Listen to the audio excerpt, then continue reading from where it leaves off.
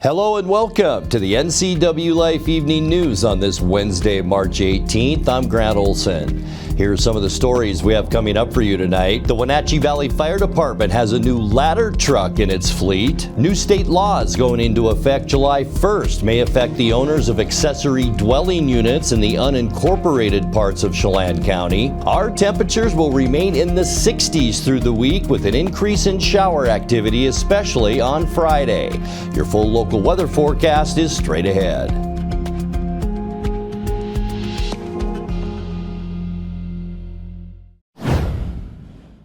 The accused driver in the November auto crash that killed two East Wenatchee youths has now been charged with vehicular homicide.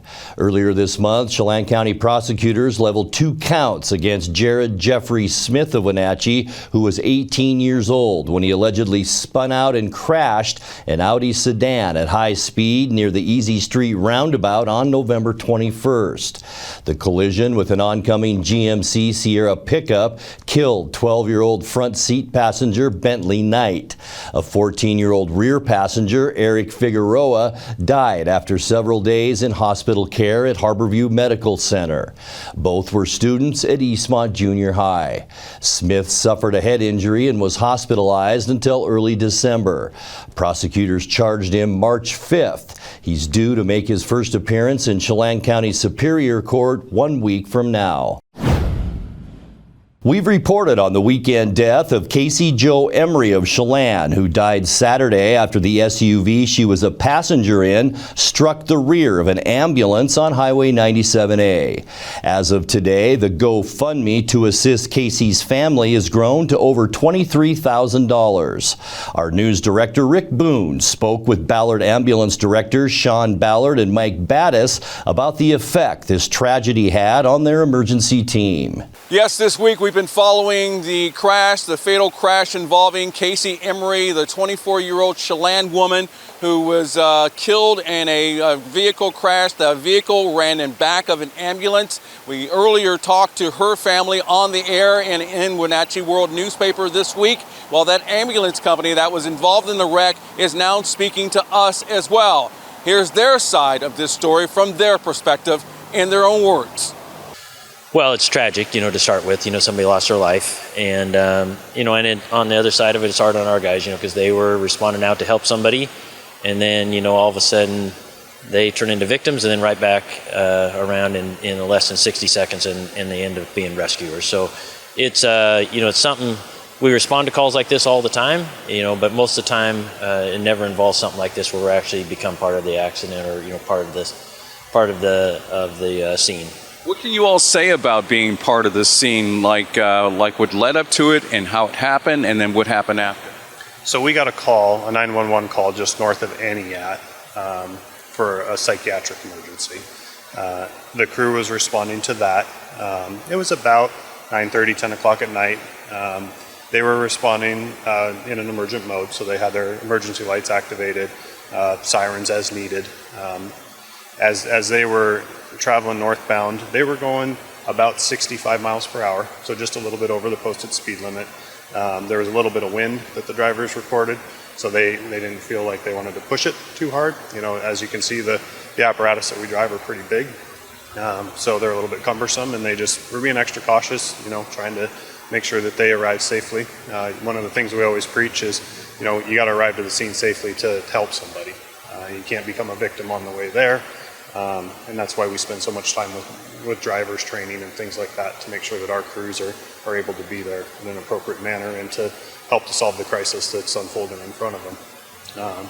As they were approaching the turn off from the highway, they began to slow to turn right off the highway when they were rear-ended by the other vehicle.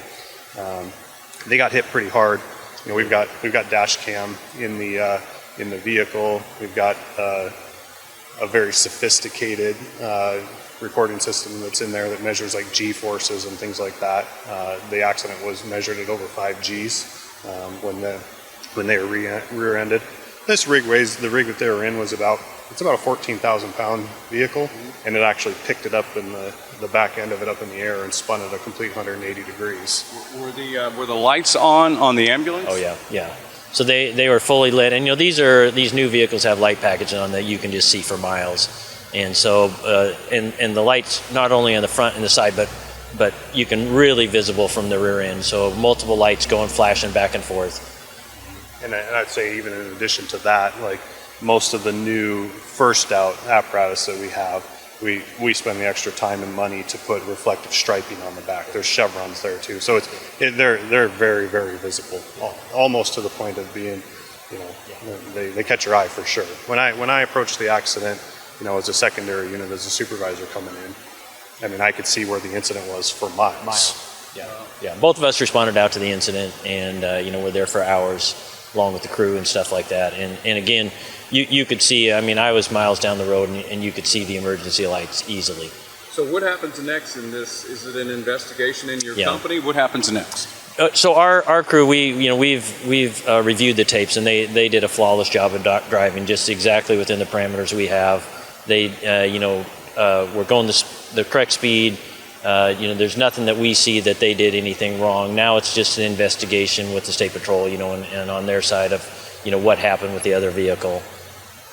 One of the nice things with that, we have dash cams in the vehicle. Well, we have an outbound facing camera as well as an inbound. And the inbound sees both the driver and the front seat passenger. It also picks up audio. So we were able to analyze their entire response to this. The entire way there, in 20 plus miles of a response, they didn't have a speed over 70 miles per hour. The driver was 10 and 2, both hands on the wheel, looking out, non-distracted the entire way out. The front seat passenger is navigating. In 0.3 miles, you're going to take a right, start slowing down here. So they're talking, they're both paying attention, and unfortunately, things happen. Okay. And now our focus right now for us is just making sure that the crew is healthy, both mentally and physically. We just proactively took them into the hospital, had them checked out. Both of them were a little stiff and sore, a little whiplash. They got x-rayed and scanned and all that, and came out of there, relatively unscathed. And we will continue to follow this story on air and online on WenatcheeWorld.com and NCWLIFE.com. In Chelan County, Rick Boone, NCWLIFE News. The Wenatchee Valley Fire Department has a new ladder truck in its fleet. Ladder 10 eased into its home bay after 35 weeks of assembly by Pierce Manufacturing of Wisconsin. The heavy-duty aerial ladder truck was built with heavy design input from Wenatchee Valley firefighters. Pierce says the 41-foot truck features a 107-foot ladder and customized tool and equipment storage. The new truck replaces a 2012 Pierce engine and should serve Wenatchee Valley Fire for an estimated 15 years. When we come back, the Chelan Valley Housing Trust is in need of new leadership. The Women's Service League of North Central Washington is giving away over 1,000 prom dresses to high school girls this Saturday and Sunday. I'm Grant Olson, and you're watching the NCWLIFE Evening News. This March, Lake Chelan welcomes food and wine lovers to an unforgettable experience. Taste Chelan.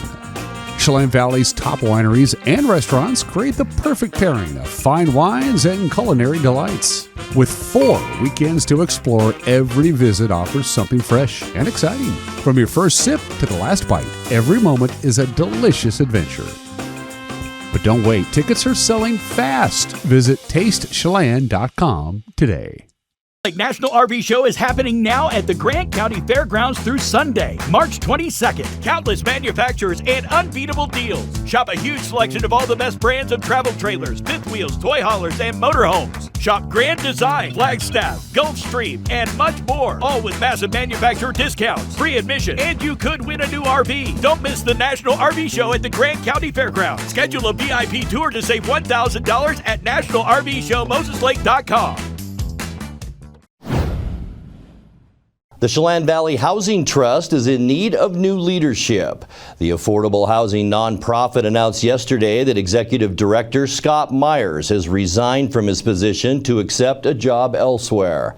Myers was hired in 2023, and the board said in a statement that he's leaving the organization stronger and well-positioned for the future. The nonprofit aims to address Chelan's housing crisis by developing affordable homes for local workers. A hiring committee has been formed and is in the beginning stages of the search for the next director. Associate Director Rachel Goldie will serve as interim executive director during the transition. The Women's Service League of North Central Washington is giving away over 1,000 prom dresses to high school girls this Saturday and Sunday. New and gently used prom dresses of various sizes and colors will be available inside the former Veterans Warehouse building in the North Avenue Plaza Shopping Center.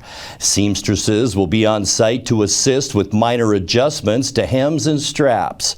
The giveaway follows the organization's popular My Girlfriend's Closet event, which happened last weekend and raised $107,000. NCWLIFE's Dan Kuntz spoke with marketing chair Corey Bautista about who can take advantage of the giveaway. So anybody, any high school girl, student ID, can come down and pick out a dress for free. Last year we had about 300 girls show up from all over North Central Washington. Probably about 260 of those said yes to the dress. So we had people from as far as Oroville, Moses Lake, Spokane even comes sometimes. But again, it's open to everybody. New state laws going into effect July 1st may affect the owners of accessory dwelling units in the unincorporated parts of Chelan County. ADUs are small homes built onto an already developed residential property, usually to house renters or adult family members. A bill recently passed by the Washington legislature will impose higher fines and after-the-fact permitting fees on detached ADUs that were built without permits outside city or an urban growth area. Chelan County Community Development Director Dina Walter says if ADUs receive their county permits prior to the July 1st cutoff, they can dodge fees and fines of $1,000 or more. The county has allowed ADUs to be built in its unincorporated areas since 2011. Coming up next, the Small Business Administration opened a temporary office in Leavenworth last week aimed at helping residents recover after the December storms. We will tell you about the process of applying coming up in tonight's feature story. Expect more warm temperatures with rain likely by Friday and then cooler this weekend. I'll have your local weather details coming up along with Dan Kuntz with a look at what's happening in sports as the NCWLIFE Evening News continues after these messages. The Small Business Administration opened a temporary office in Leavenworth last week aimed at helping residents recover after the December storms. The SBA says with the office expected to close for good after this Friday, only 6 applications for low-interest disaster loans have been processed there. The SBA's Office of Disaster Recovery and Resilience says the office will continue to welcome all Chelan County residents from 9 a.m. to 6 p.m. daily until it closes, and most applicants have until April 27th to file their claims. In tonight's feature story, NCWLIFE's Jefferson Robbins spoke last week with outreach specialist Javier Caltenco to discuss the process of applying. We have staff there, members, who are there to answer questions. If anybody wants to come in, there's no obligation to fill out any applications. They're not obligated to do anything. They can just go there and ask questions. If they want to fill out the application, they can do that there as well. The staff members can guide them through the process so they don't have to worry about it. We should say that the office is located in the Leavenworth Chamber of Commerce building. That's on Highway 2, pretty close to downtown Leavenworth. But it serves all of Chelan County. Correct, that's correct. We also have other centers in other counties that are also impacted. They can go to any of the centers that we have available. Yeah, we should remember the emergency declaration that is bringing you here also applies to many, many other counties here in Washington as well, that had some of which have much more severe damage than ours. Yes. Can you tell me about the process, Javier? If someone has a business, let's say, or if they are running a nonprofit, they lost assets or property in the flooding and the windstorms. What's the application process like for them? They can come to the center again. You know, that's the best. I always encourage everybody to come to the center, and they can guide them through the whole process, the application process. They don't have to have everything at once, but you know, some of the things that they should have is like their address, you know, just basic information. Make sure they have an ID, just to make sure that they can verify themselves. If they have their tax forms, they can also upload them, use them, you know, to upload them into their file as they're applying as well. So those are probably some of the basic things. Then SBA will actually get back to them through email in most cases, and they're going to tell them, okay, you know what, we need this document, we need this other document to complete your application process. Who can qualify? If someone is coming in to make one of these claims with SBA, who's the clientele that you're looking for? Yes, okay, so first of all, we want to clarify, make sure that it's for homeowners, renters, nonprofit organizations, and businesses who were impacted in the disaster declared area. In this case, we have Chelan County or any other counties that are included. Another thing, we want to make sure that it was during that time that was affected, right? Which in this case is going to be December 2nd through December 22nd. That's the period when the weather was at its most severe and the water started rising and people started to really see the impact. Yes. Can you tell me about, so to clarify, it sounds like it's not just a business situation, although small business is in your name. Other people can apply and may qualify as well. Yes, that's correct. And that's, again, you know, just want to make sure that individuals, you know, homeowners and renters who are impacted as well, they qualify for this assistance as well.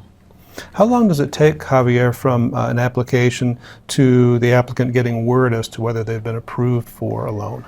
Normally, if once they have all the documentation that SBA needs, it usually, I would say more likely around between 7 to 14 days. I've seen some, again, you know, within 7 days, you know, they even got notice. But we usually try to give them like a 3-week just time frame, just to be safe. Mm-hmm. I understand that the loans are very low interest, is that correct? Yes, correct. They're fixed, first of all, you know, they're fixed rates. And, you know, for homeowners and renters, it's as low as 2.875%. For businesses, it's as low as 4%. And for nonprofits, it's 3.625%. Is there an upper ceiling for how much people could expect to gain through this loan process? Yes, for homeowners to fix. Okay, so we have up to $500,000 for homeowners and for homeowners to repair or replace their primary residence. For homeowners and renters, we have up to $100,000 to repair or replace any personal property they lost. So this could be, for example, like furniture, appliances, or even a personal vehicle as well. Well, in the meantime, the Center for SBA Services is open at the Leavenworth Chamber of Commerce from 9 a.m. to 6 p.m. weekdays until March 20th. Javier Caltenco with the Small Business Administration. Yes. Thanks a lot for coming in. Thank you. Thank you for allowing me to be here. You're watching the NCWLIFE channel. Time now to take a look at your North Central Washington weather forecast. Hope you had a great Wednesday, the day after St. Patrick's Day. And we had a lot of clouds out there today, but nice and warm temperatures and just a great shot outside our weather window. This is our McNeil Canyon Tower shot, and it's looking of course, you can just see a little bit of Lake Chelan in this shot, but some very angry clouds rolling around North Central Washington today, along with those warmer temperatures. I'll tell you what we saw today is pretty much going to be our trend as we make our way into the end of the week. We do expect more showers on Thursday, and I'll tell you our best chance of rain right here on Friday. Widespread rain throughout North Central Washington. We will see about a 60% chance of the wet stuff with high temperatures still very nice into the low 60s. And then as we get into the upcoming weekend, a little change in our weather pattern. We are going to see a lot of sunshine both Saturday and Sunday, but notice the highs in the low to upper 50s and low to mid 50s as we get you into the end of the weekend, but that's about where we should be for this time of year. And today we were way above where we should be for this time of year. Unofficially 68 degrees today, 53 is our normal high temperature for this time of year. We only missed our record by 2 degrees, and that was set just 2 years ago in 2024. Nice and mild this morning at 45, 35 our normal overnight low temperature, and 21 our record set in 1965. Sunrise 7:07, and the sun will set tonight at 7:11. All right, taking a look at your Thursday weather, temperatures are going to stay on the mild side, almost 70 once again for Moses Lake and Ephrata. A nice 66 degrees in Quincy, 62s for Ellensburg right here in the Wenatchee Valley. Eniat, Chelan a little warmer at 63, and we'll stay at about 60 for both Leavenworth and Cashmere tomorrow. And keep in mind, that's still about 5 degrees above where we should be for this time of year. All right, tonight we do expect cloudy skies out there, area of low pressure, and along with an area of high pressure off the California coast, really fueling a strong southwesterly flow into Washington. We could see about a 30% chance of rain tonight with very mild overnight lows into the upper 40s. For your Thursday, mostly cloudy skies. Once again, a trough forming just off our Washington coast, and we will see some pretty active weather, especially in the northwest part of the state on Thursday. Still a chance for rain and warm temperatures with highs in the low 60s.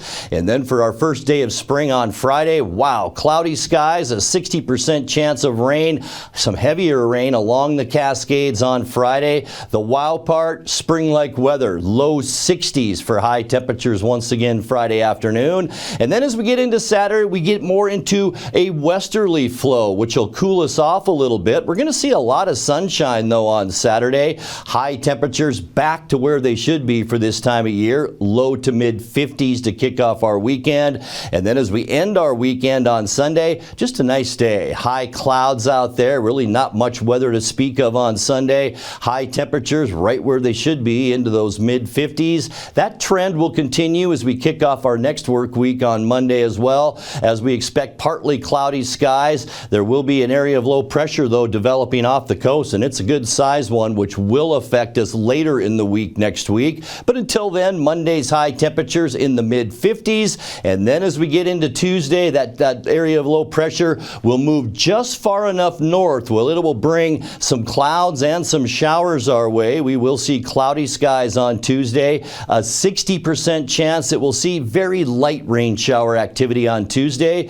A little cooler with the rain Tuesday as well, with highs in the low 50s. All right, your 7-day forecast now brought to you by Colonial Vista Senior Living in Wenatchee, where comfort, care, and community come together. Overnight tonight, another warm one, 48 degrees, 62 Thursday, 61 on Friday, a 30% chance of rain tomorrow. That goes up to 60% on Friday, our first day of spring. And then our first full day of spring on Saturday, just beautiful, sunny and cooler and 53 with some high clouds Sunday. We'll see a high ending our weekend at 54, and then a mix of clouds and sun on Monday and 54 with more rain moving in on Tuesday. High temperature then 52 degrees. And that's a look at your North Central Washington weather forecast. Coming up next, tonight's sports report with Dan Kuntz and more as the NCWLIFE Evening News continues right after this.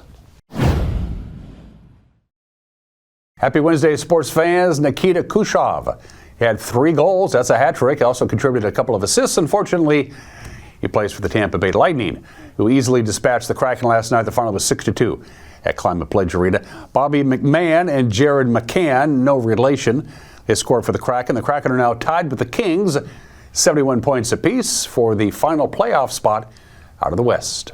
Looking for a target. It's Braden Point. Deking. And he's poke checked by Stevenson.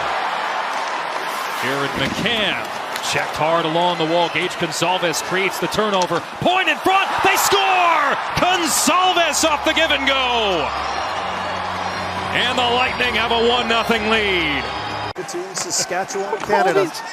Colby's just well connected. Yeah, that's what it is. He's just finding all the prairie guys to connect with. I'd say one of the better things is his skating. Steal by Kucherov. It'll get a return pass from Hagel. What a beautiful goal.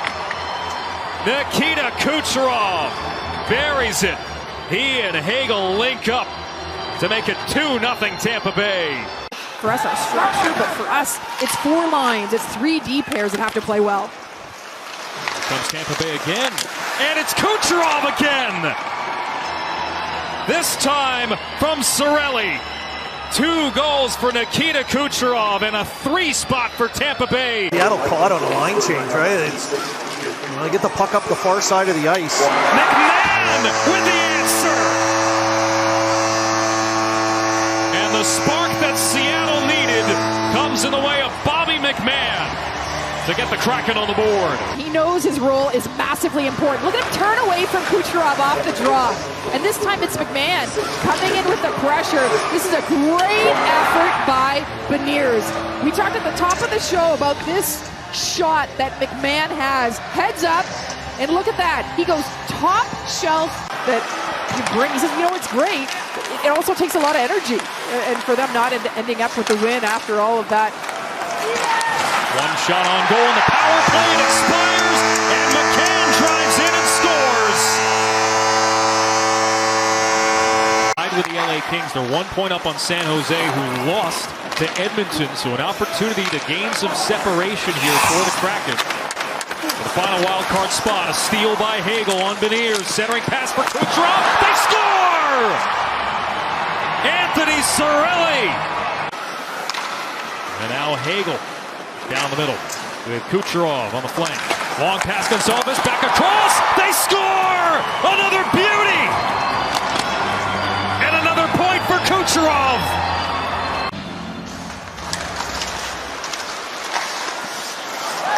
As this puck will hit McCann, and Kucherov with an empty net on the other end will convert the hat trick and make it a 5-point night. The Kraken now head for their longest road trip of this season. 6 straight games on the road. It begins tomorrow in Nashville against the Predators. The Kraken won't play at Climate Pledge Arena again until April 2nd. That's a long road trip. Seattle Mariners split up their squads yesterday. They hosted one team and went on the road in the other. Of course, they're all in Arizona, and the games don't count, thank goodness, because they went 1-1. They lost to the Padres yesterday. The final was 9-6, but they beat the Rockies in split squad action. The final was 10-6 there. The Brewers and the Mariners did battle earlier today at 1:10 in the oppressive heat in the desert of Arizona. Prep baseball scoreboard is early in the year. Takes a little while for the guys to shake off the cobwebs, which is why you have blowout games like this. Yesterday's results from the Diamond: Chelan shut out Manson 14-0. Republic got creamed by Tenasket 12-0. Kashmir rolled over Brewster 11-0. Okanagan and Omak a little tighter, but Okanagan came out ahead. Sageview beat Ephrata 8-1. Quincy knocked off Warden 11-1. Prep soccer scoreboard: to the pitch we go. Wenatchee hit the road, lost to Issaquah, got shut out. The final there was 2-0. Moses Lake rolled over Othello 4-1. Kashmir and Cascade at the Apple Bowl played to a 2-2 tie. It's a non-league game, and so they don't play overtime or a golden goal because somebody could get hurt, and what's the point there? Omak got by Liberty Bell 1-0. Chelan beat Natchez Valley 3-1. Prep softball scoreboard: same as baseball. A lot of blowouts because, again, it's early in the season for the ladies. Wenatchee crushed Ephrata. The final there was 16-0. Moses Lake 10-run at Sageview, 12-2. Okanagan crushed Omak, 15-4. Quincy defeated Cascade, 14-4. A lot of blowouts. Kashmir over Brewster, 16-2. And the Republic girls softball team took care of Tenasket, 13-6. And those are just some of the games that people are playing. A new edition of the Wenatchee World is en route to your mailbox. Here's what to expect on Thursday from the Wenatchee Valley's local newspaper. In the upcoming edition of the Wenatchee World, we have an update on the future of the 8 Mile Lake Dam, coverage of the Wenatchee Valley's mayor's State of the Cities meeting, that was on Wednesday, and some Kashmir property owners could be eligible for some wildfire defensible space. You can find all that and more at WenatcheeWorld.com. Thanks, Pete, and that will do it for this Wednesday edition of the NCWLIFE Evening News. Remember, if you see news happening, let us know. Email your news tips to news@ncwlife.com or just give us a call at 888-6295. Our channel is also available on Roku, Fire TV, and Apple TV. I'm Grant Olson. Thanks so much for being with us, and have a great night. At Colonial Vista Senior Living, we believe life is meant to be lived fully. Our wellness programs inspire residents to stay strong, flexible, and confident every day. Here, curiosity is encouraged, friendships are nurtured, and every activity is an opportunity to connect, create, and enjoy life together. We invite you to experience the lifestyle at Colonial Vista Senior Living for yourself and discover why so many call our community home. For all the latest news in North Central Washington, go to NCWLIFE.com or find us on Facebook. Got a news tip? Email us at news@NCWLIFE.com or call 888-2020.